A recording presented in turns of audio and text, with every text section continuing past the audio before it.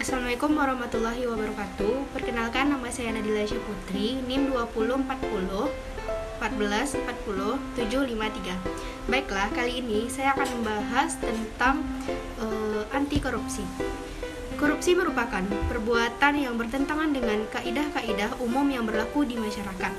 Korupsi di Indonesia telah dianggap sebagai kejahatan yang sangat luar biasa. Melihat realita tersebut, timbul public judgment bahwa korupsi adalah manifestasi budaya bangsa. Telah banyak usaha yang dilakukan untuk memberantas korupsi, namun sampai saat ini hasilnya masih tetap belum sesuai dengan harapan masyarakat. Berkaitan dengan ini, selanjutnya saya akan membahas lebih detail lagi tentang korupsi.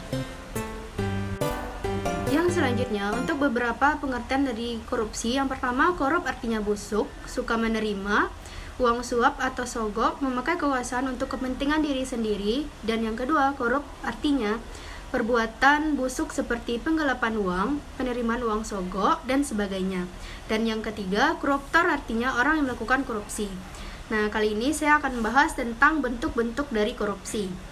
Yang pertama, ada kerugian keuangan negara. Itu perbuatannya secara melawan hukum, melakukan perbuatan memperkaya diri sendiri atau orang lain atau korporasi. Dan yang kedua, suap menyuap.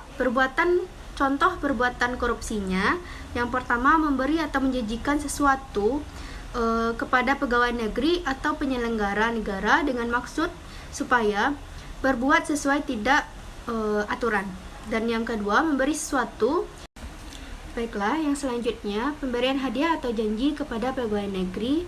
Dan yang selanjutnya, bagi pegawai negeri atau penyelenggara negara yang menerima hadiah, padahal diketahui atau patut diduga bahwa hadiah tersebut diberikan sebagai akibat atau yang disebabkan karena telah melakukan sesuatu atau tindakan korupsi. Selanjutnya ada yang ketiga. Yang ketiga adalah pengelapan dalam jabatan. Bentuk contoh korupsinya, pegawai negeri atau orang lain sebagai negeri yang ditugaskan menjalankan suatu jabatan umum secara terus-menerus. Dan yang selanjutnya, pemerasan dan perbuatan curang. Yang keenam, benturan kepentingan dalam pengadaan. Dan yang ketujuh, ada gratifikasi. Nah, contohnya, secara gratifikasi sebagai pegawai negeri atau penyelenggara dianggap pemberian suap apabila berhubungan dengan jabatan yang berlawanan dengan kewajiban tugasnya.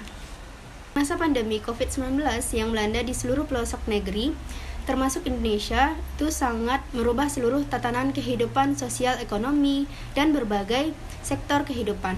Ekonomi harus dijaga kestabilannya sebagai antisipasi keterpurukan dan inflasi.